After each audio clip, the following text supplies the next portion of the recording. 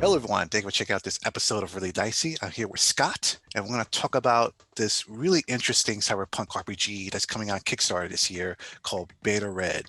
So, Scott, welcome to the show. Hey, Um, thanks. Tell us about Beta Red.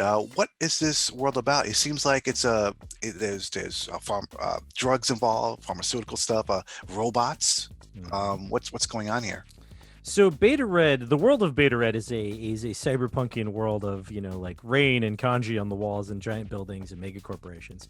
But the general idea is that however long ago, that's kind of indeterminate because the players can choose whenever timeline they're in. But some time ago, a robot that was implanted with an AI managed to pass the Turing test and prove that it was a person. And because it was able to prove that it was a person, that had some really heavy implications for the legal determinations of like what makes you a citizen.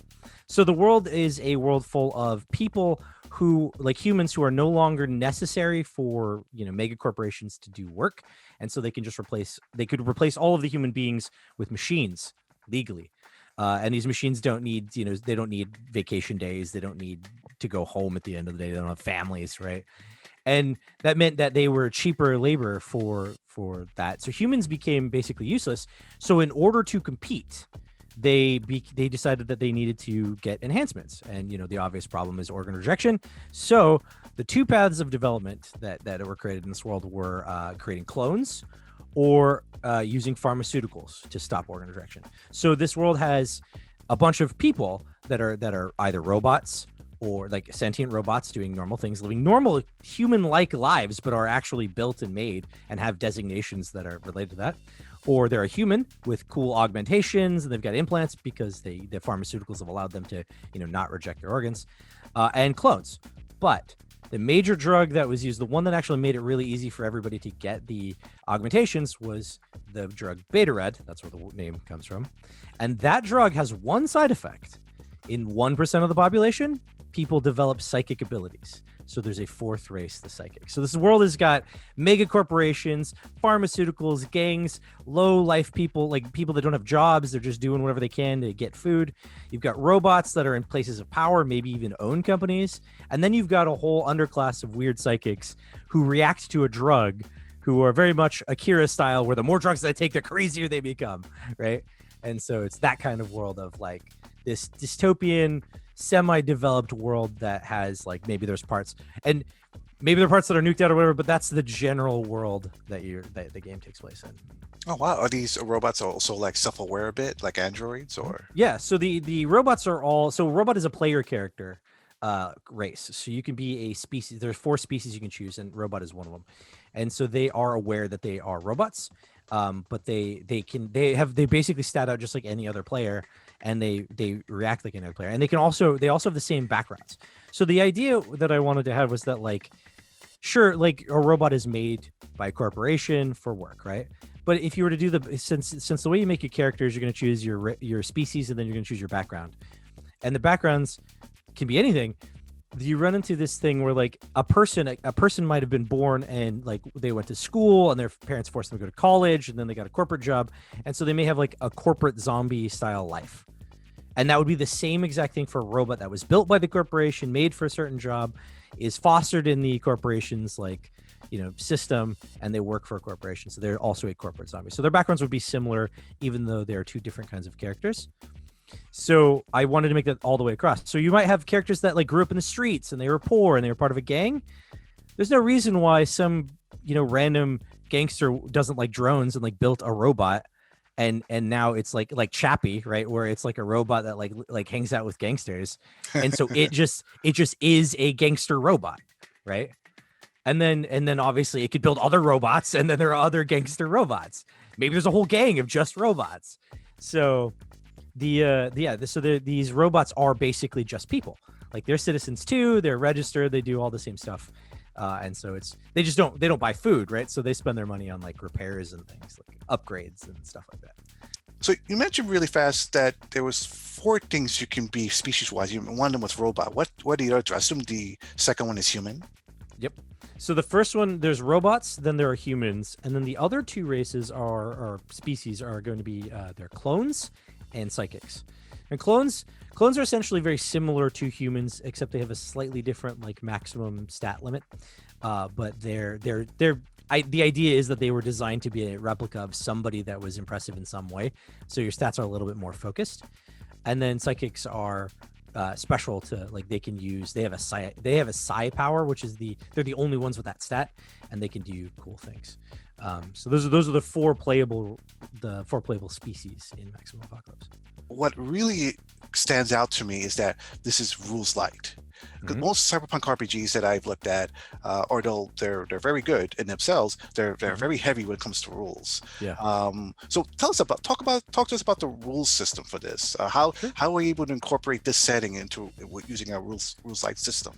Well, the truth of the matter is that rules-light systems they lean towards stories anyway, right? So when you're talking about a rules-light system, you're generally talking about a system that is geared toward the narrative and less about the crunchy mechanics of the game, right?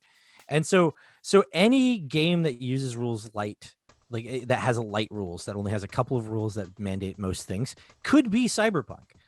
But as you just described, generally speaking, people associate Cyberpunk with crunchy stuff, and the reason has a lot to do with the technology, right? When you get into a bunch of different technology, then it's like, okay, I'm going to put this cyberware and this cyberware and this cyberware and this cyberware in my body, so I could do all these crazy benefits to me, and that generally pushes past the ability to just kind of be like, I'm this kind of person, I do these kind of cool things, right? Like, so it makes the system like more crunchy because you do that sort of thing. But what I wanted to do is I wanted to pull back and go, well, why do they have these augmentations? What is the point of the augmentations? Obviously a mechanical benefit, but do I have to like make like Cyberpunk 2020 style have like 10 pages of cybernetics just like in a list, or Shadowrun where it's like the gear section, the cyber section is like 40 pages of the book, right? Do I need to go that far, or can I just be like, cool, listen, you've got an augmentation, it gives you a benefit to a stat, and then it does a cool effect. What is the effect? Tell me. You tell me, because it's your cyberware, right? And that's all I did. I was like, it's just because that's what it all boils down to. It does a stat benefit, and then does a cool thing. So if I just break it down that way, then we can just go back to it being really simple. Let's just call it like one simple set of rules and make it apply to everything. So I grew up, like my first RPG was Shadowrun. And I know that's generally what people think of when they think of Cyberpunk. They think of like a bunch of D6s, a bunch of different crunchy rules. And then I recently started reading like Cyberpunk's rules, and I've like discovered that it's just the same. There's like a whole bunch of different things to keep track of and stuff. But I was like, there's no reason we have to do that. The setting can be whatever narrative like system I want to use. So there was this idea I had that I came to by accident. I thought I had read it somewhere that somebody was using it for their game system, but it turned out not to be the case. But I thought I had read it, so I thought someone else had come up with it, and I was like, this is a really cool idea. I think I'll just borrow it. It sounds cool. And then I find out that no, I had misread what I had read. But the system is really simple. You have a pool of dice, like Shadowrun, where you have D6 dice pool.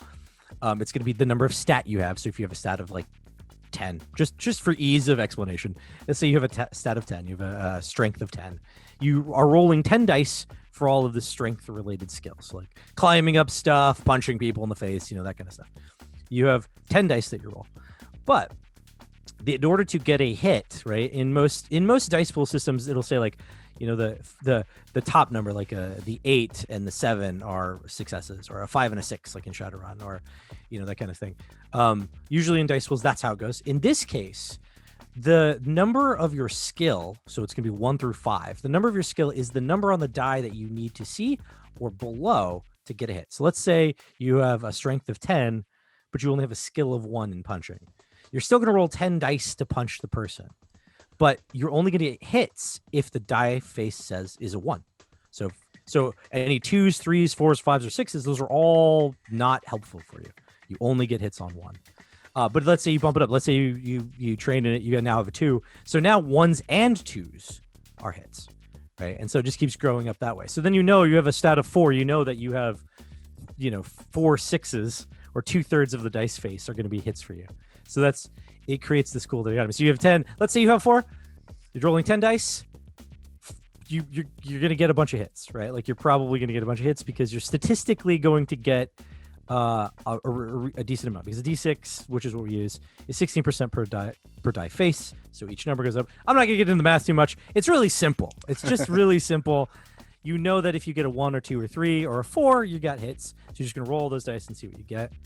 And then it focuses on, just in order to determine whether or not you succeed, it's just these actions that you take. So if you just want to punch somebody, you just need 2 hits, you punch somebody, right? But if you want to like put them in a cool chokehold or like throw them out a window, that might require 4 hits or something like that. So that's just how it is. So it just makes it like that. So okay, 4 hits means you threw him out a window versus like punching it, right? Because you did this extra thing where you picked him up and then you threw him out. So there's additional things, right? And then the game master can play with that, and that's how they make the game have like some level of granulation, some difficulty, right? Like, okay, yeah, normally punching this guy is only 2 hits, right? So you just need 2 hits to punch him, but this guy is really fast, so you need 3 hits to punch this guy, right? And then they're like, that guy, okay, so that guy's faster, and that kind of thing. And that's how you play around with it. Okay. And is it the same thing with skill checks and things like that as well? Yeah, that's it. So everything is going to be a skill check, unless it's a save. And then, but saves also have the same system of hit limits, right? Right, like you're doing like a body save. Like say you get poisoned, right? And you have this body save. Well, you have like 8 dice, and you're a let's say you're a hacker or something. You probably, as a hacker, your hit limit, your saves are really only need to hit on 1s, because you're not body built, right? You're not like a guy who fights in the street. So you'll roll those 8 dice, but you need 1s, so you hope that you're going to get a bunch of 1s. Otherwise, you may not save from the poison that you got. But on the flip side, because this happened in one of our other games, or one of the playtests, let's say you're a hacker and you're in the system, you're hacking and doing a bunch of stuff, and you get hit with some kind of like mind thing. Well, you're making a mind save of 9, but your hit limit on that is 3. Because you're a hacker, that's where your number is. You have a 3 in that. So now you're going to hit like half of your dice. Statistically, half of your dice are going to be hits. You have 9 dice. That's probably going to be like 4 hits. And so you'll probably be fine. That kind of thing. Oh, okay.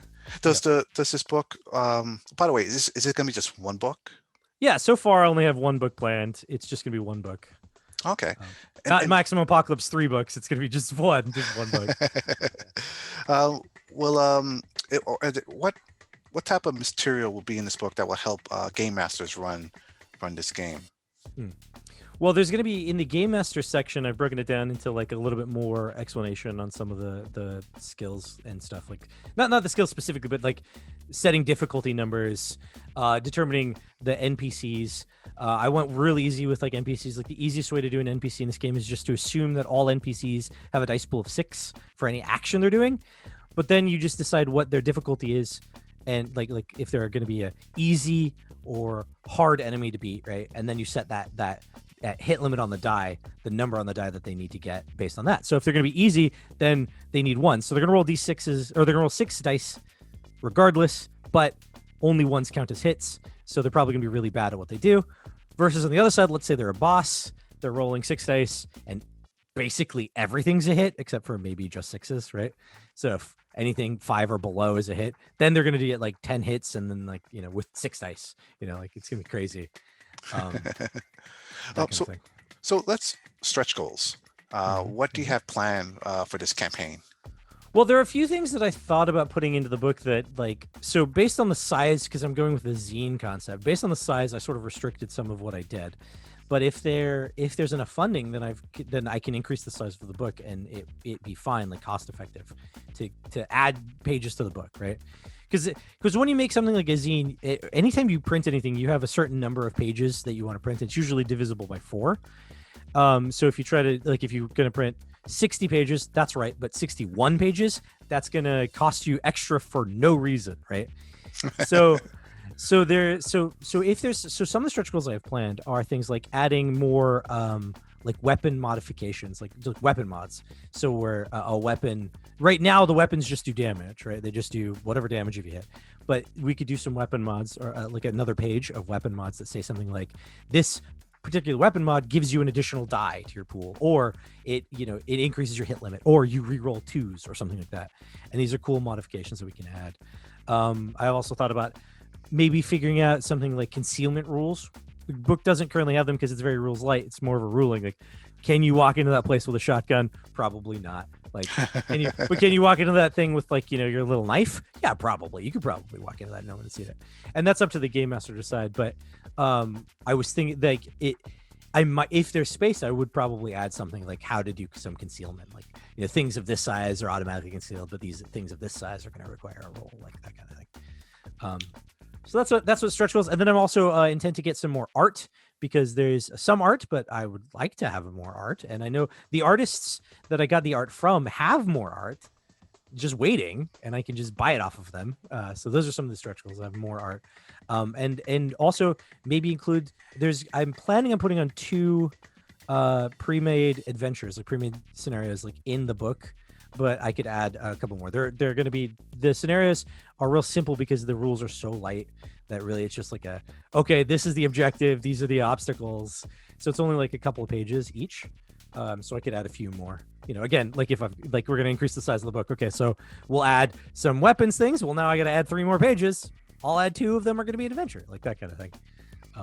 So those are the stretch goals that I sort of planned right now, but I also have others, because at some point, if we get high enough in the funding, we can make it out of better materials, things that'll last longer, things that are stronger, more, make the pages cardstock instead of paper stock, and that kind of stuff.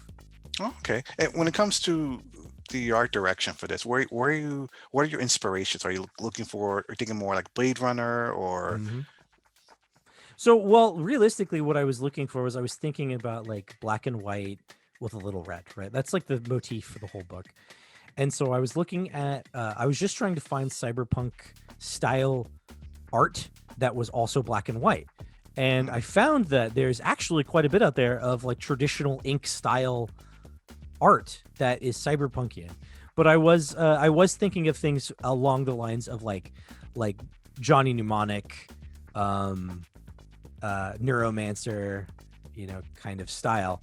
And so like I guess Blade Runner would play into that same thing, but things that like, where there's like a person and they've got like a cybernetic limb, maybe some cords coming out of their neck or whatever, digital display. There was one artist that had all of those things.